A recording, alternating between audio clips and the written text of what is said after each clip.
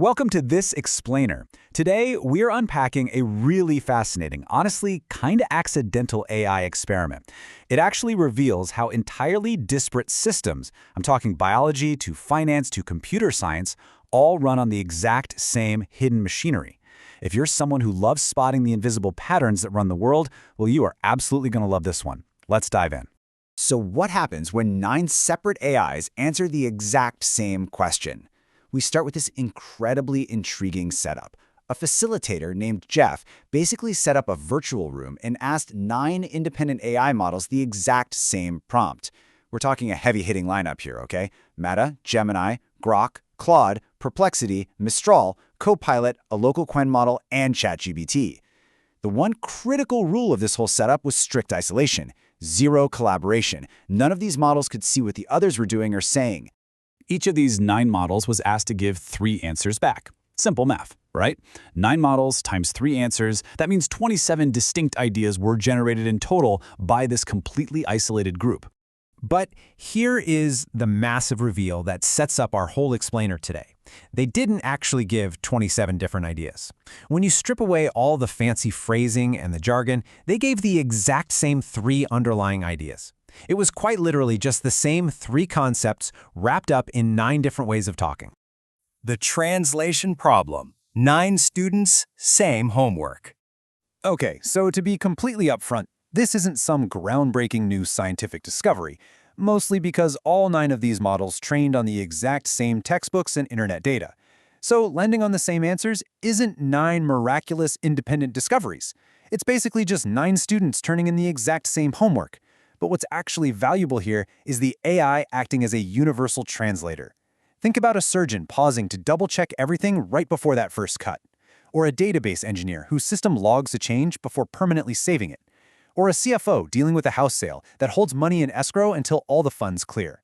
These are completely siloed fields, right? They never talk to each other. Yet they're actually solving the exact same problem without realizing it. Which brings us to check 1, the permanent change. These are 3 universal checks you can run on literally any system tomorrow, starting right here. Whether it's DNA proofreading itself before copying or that database saving a log, the rule underneath is absolutely identical. You never, ever make a permanent move without 3 things: a draft first, a check, and a way to undo it if something goes horribly wrong. The really crucial takeaway here is how you apply it.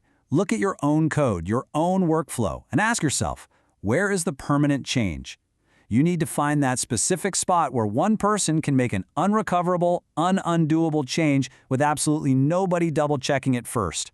According to the consensus of these 9 models, that specific spot, that is your biggest exposure. Next up, check 2, the early wobble. This is the second systemic vulnerability all the models universally agreed on. A wobble is essentially a universal footprint of failure on the way down. Think about a lake that is just about to turn green with algae, or a market that is about to crash, a brain nearing a seizure, or even a person sliding into depression. Obviously, a lake and a stock market do not break for the same underlying reasons. But right before the system fully breaks, it starts to leave the exact same footprint. It gets slower to recover from small bumps. It starts to wobble. And this brilliantly illustrates a massive flaw in how we usually monitor things. Most people just watch averages, but watching averages means you only find out something is wrong after it is already broken. You're just too late. Instead, you really should track recovery times. How long does your system take to bounce back from a minor problem? When that recovery time starts creeping up and slowing down, that is your actual early warning sign before the much bigger break happens. Finally, we have check 3, the lost source. This final convergence from those 27 original answers is fundamentally about the extreme danger of unmoored information.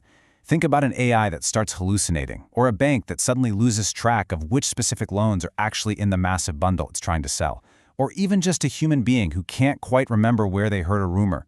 The machinery underneath each of these is completely different, but the surface problem is exactly the same.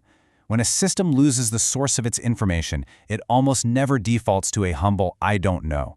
Instead, it fills the gap. It masquerades a confident wrong answer as the absolute truth. So how do we actually combat this? Well, you apply a strict traceability checklist.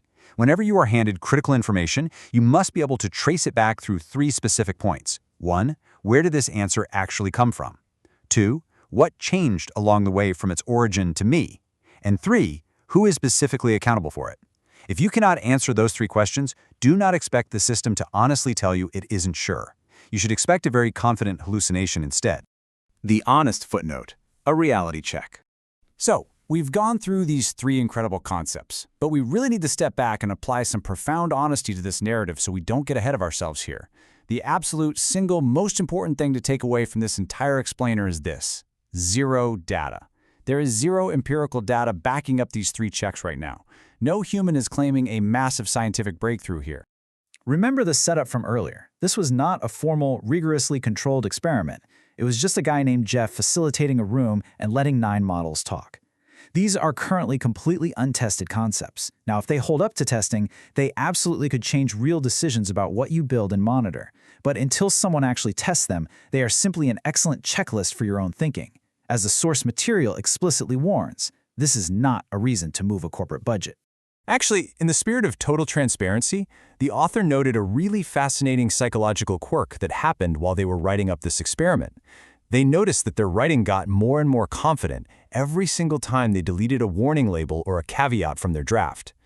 The story sounded so good, they briefly convinced themselves that the writing process itself was proving the 3 checks.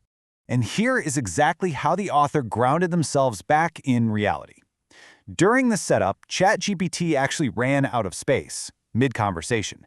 The author almost claimed this proved check 1, an undoable action. But actually, scratch that, the program literally just ran out of room, nothing deeper. They also assumed the AI's writing sounding more alike over time proved the wobble of check 2, but nobody actually measured that. The only factual observation in the whole process was the shrinking warnings. Everything else was just the author getting swept up in a really great story and kind of getting ahead of the facts. So leaving you with this incredibly powerful, beautifully distilled, yet delightfully untested conceptual framework, I have to ask you to look at your own world. Which of these 3 hidden vulnerabilities, the permanent change with no oversight, the early wobble in recovery time, or the confident but lost source, is quietly operating in your system right now? Think about it. Thanks for joining me for this explainer, and keep looking for those hidden rules.